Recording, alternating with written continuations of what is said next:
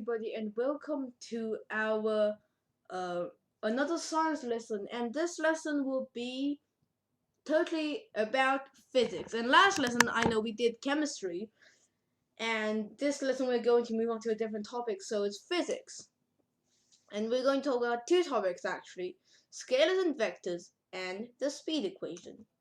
So this is the first video in physics and the second video in the series science. In this video we're going to talk about the difference between scalars and vectors and also about the speed equation. So I hope you enjoyed this video and please subscribe for more. Scalars and vectors. All physical quantities are either a scalar or a vector. A scalar is actually something with just a magnitude. A magnitude is the size of something or something how you measure something. For example, this car is 1.5 tons heavy, so that's a scalar. On the other hand, a vector is something with just a magnitude and a direction. So with the same car is 1.5 tons, we can also say that it is traveling 35 degrees to the right and it is traveling 50 kilometers per second, because there is a degrees, which is kind of like a direction, and the magnitude, which is kilometers per second. This is a vector. So how do you describe scalars and vectors? Because you can't say this car is a vector. No, you can't do this. You have to draw them on paper. So drawing a scalar will be easy. So you would draw the object and write the magnitude next to it. For example, you draw a car and next to it say you write 1.5 tons. What about vectors? So you describe vectors by drawing the object and drawing the arrow to its respective directions. And if you want to see if you want to say it's very fast, you have to draw the arrow longer. So it's kind of the magnitude as big. If the magnitude is very big, you draw the arrow very long. So it's like that. So let's move on. Examples of scalars and vectors. These are very confusing, so don't worry if you didn't get them. Example 1. Distance versus displacement. Distance is the length of the path that something traveled, while displacement is where we ended up in the relation to where we started. Sorry, there's a typo here. So which one is a scalar and which one is the vector? Actually, distance is the scalar and displacement is the vector. And what is the difference? Maybe I haven't did it properly. So let's see. Like this is point A. The point where we started is point A. Let's say here's point A. And here's point B. So I would like to. So this green line is just looping around. That should be a scalar. However, this red line here, wait a second, let me find this mouse. This red line from point A to point B, that is a displacement. So distance does not have a direction, while displacement does have a direction. So well, let's go. So distance is the scalar while displacement is the vector. Let's continue. Example 2, speed versus velocity. Speed is how fast something travels, while velocity is how fast something travels in a particular direction. So this is very confusing. I don't even know the difference before I study it on the GCSE book. It is confusing, and 99% of people don't know the difference. Example 3, mass versus weight. So mass is how heavy something is. Where you think that weight might be the same, no it's not. Weight is the force due to mass that acts towards Earth. So take it this way, mass is how much stuff it's made of, like how many atoms or something. However, weight is like how much you might weigh on a weight like how much you will weigh on Earth. Like if the like say if you weigh like 90 kilograms on Earth, you probably would weigh a less kilogram on the moon, because the moon is smaller than the Earth.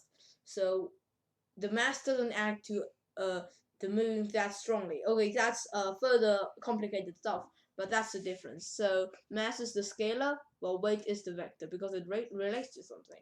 So these are examples of the scalars and vectors. And how many did you were you able to see which was which? The speed equation. The speed equation's formula is speed equals distance divided by time. And it can be represented as the letters v, which is speed, equals s, which is distance, divided by t, which is time. And it is really blowing up my mind because it's probably blowing up yours too, because you see speed should be probably represented by s, but no, it's represented by s. Speed is represented by v, and the distance should be something like d or something, but it's represented as s, and that is totally confusing. It's blowing up our minds. But remember, don't get them mixed up. So let's now rearrange the speed equation. So s equals vt is distance equals speed times by time. T equals x divided by v, which is time equals distance divided by speed, and of course v equals s divided by t. Speed equals distance divided by time.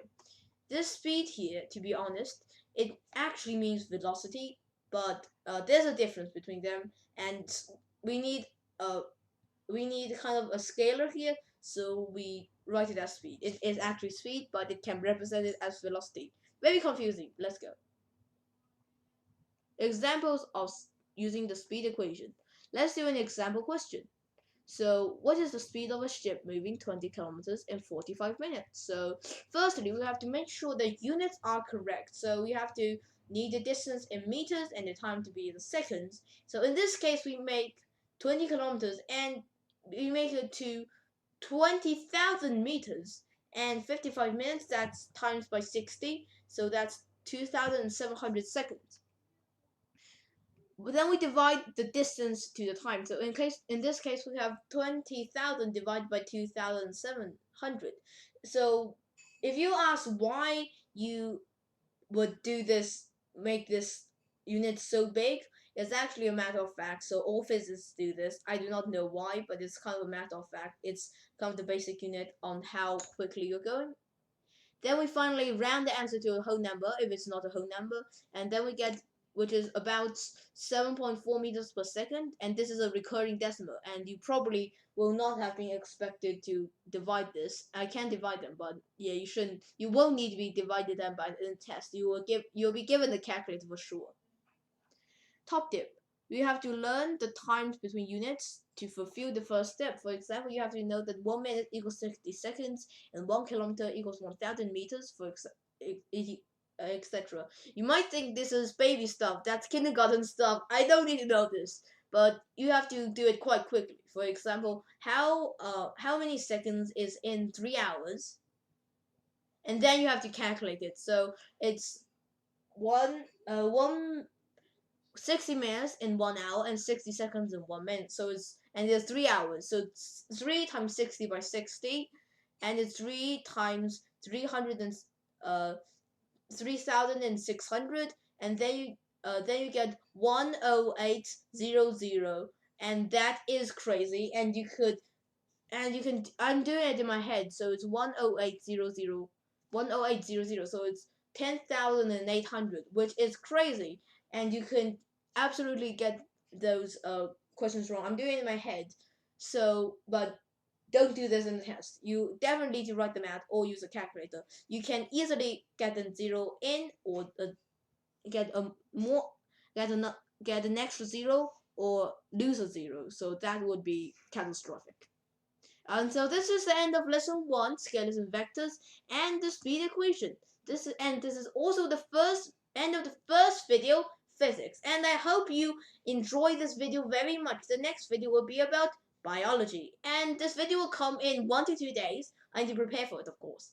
Thanks for watching, and please subscribe for more to boost knowledge